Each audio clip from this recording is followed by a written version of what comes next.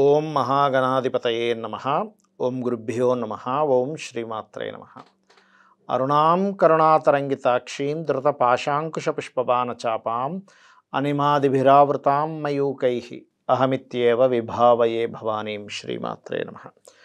ప్రేక్షకులకి ఆ లలితాంబిక అమ్మవారి యొక్క అనుగ్రహం పరిపూర్ణంగా కలగాలని మనస్ఫూర్తిగా కోరుకుంటూ మనం ఈరోజు చెప్పుకోబోయేటువంటి టాపిక్ ఏమిటి అని చూసుకున్నట్లయితే, దేని మీద కాన్సన్ట్రేషన్ చేయలేకపోతున్నామండి.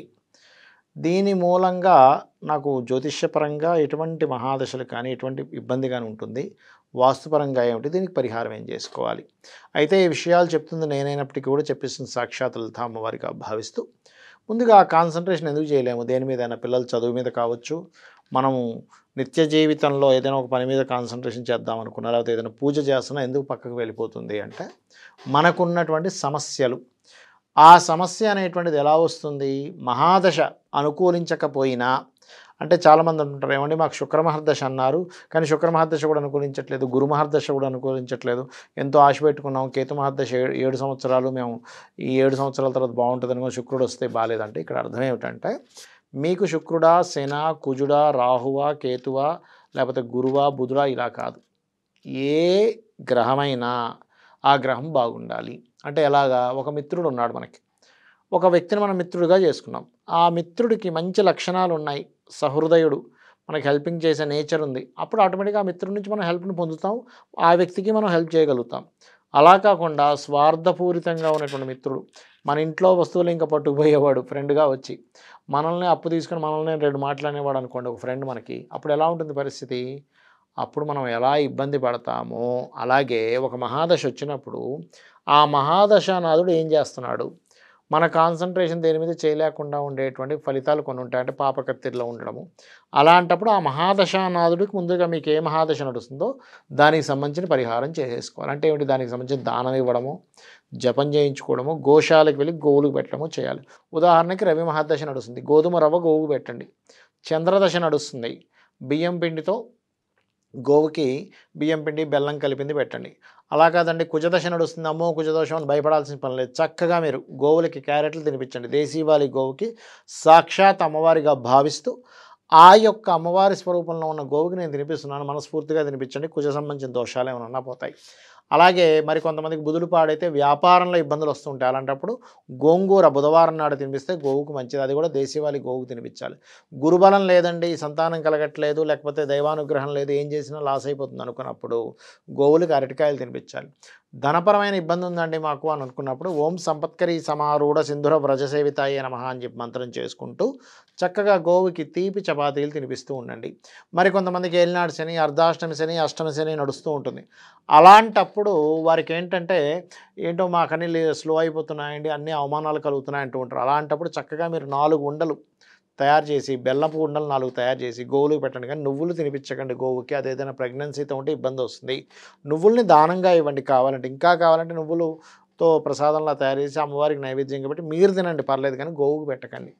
ఇంకొంతమంది ఏం చేస్తారంటే నువ్వులు ఉండలు చేసి టెంపుల్స్లో పంచుతుంటారు, కానీ ఆ పంచేటప్పుడు స్త్రీలకు పంచకండి, ఎందుకంటే స్త్రీ ఎవరితైనా పాపం అప్పుడే ప్రెగ్నెన్సీ దాల్చింది, అమ్మాయికి కూడా తెలియదు, మీరు తినిపించడం వల్ల ఏమవుతుంది, అమ్మాయికి ఏదైనా ఇబ్బంది ఉంటే, అంటే ప్రెగ్నెన్సీతో ఉంటే ఇబ్బంది కలుగుతుంది, కాబట్టి ఆ విషయంలో జాగ్రత్తగా ఉండండి.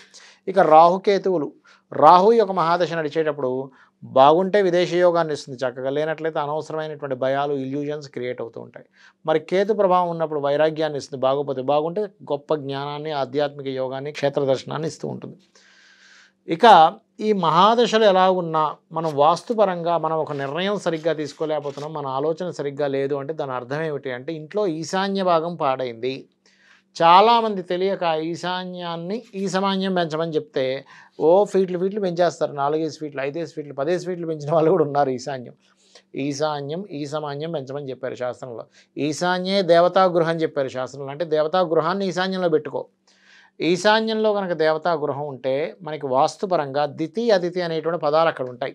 ఆ దితి అదితి ఎవరు అంటే కశ్యప ప్రజాపతి యొక్క భార్యలు, ఒకరేమో రాక్షసులకు తల్లి, మరొకరికి దేవతలకు తల్లి. అదితి దేవతలకు తల్లి, దితి రాక్షసులకు తల్లి. కాబట్టి వీళ్ళ యొక్క పని ఏమిటి, ఈశాన్యానికి ఈశానుడు కారకుడు, ఆ ఈశానుడు కారకుడు అయ్యాడు కాబట్టి అక్కడ గురుకేతువులు గ్రహాధిపతులు అవుతారు. కాబట్టి వీళ్ళు చేసేటువంటి పూజాది కార్యక్రమాలు, సంకల్పము, వీళ్ళ యొక్క బాధ ఏదైతే ఉందో వీళ్ళు తన్మయత్వంతో ఎప్పుడైతే నిష్టగా పూజ చేసుకుంటారో, ఈ గ్రహాలకి సంబంధంగా, ఈ ఈశానుడికి సంబంధంగా అక్కడ ధ్యానం చేయడం ద్వారా, నిష్టగా పూజాది కార్యక్రమాలు అవి చేయడం ద్వారా, మీ యొక్క సంకల్పం అనేటువంటిది ఈశ్వరుడికి చేరవేసేటువంటి పదాలు ఈ 2 కూడా. తద్వారా ఏమవుతుంది? చక్కగా మీ యొక్క పూజాది కార్యక్రమాలు ఏవైతే ఉన్నాయో అవి చక్కగా మీకు సమకూరుతాయి. అలాగే ఈశాన్యంలో చాలామంది తెలియక చేస్తున్నటువంటి మిస్టేక్స్ ఏంటంటే, ఈశాన్యం రూమ్‌ని లాక్ చేసి పెట్టడం.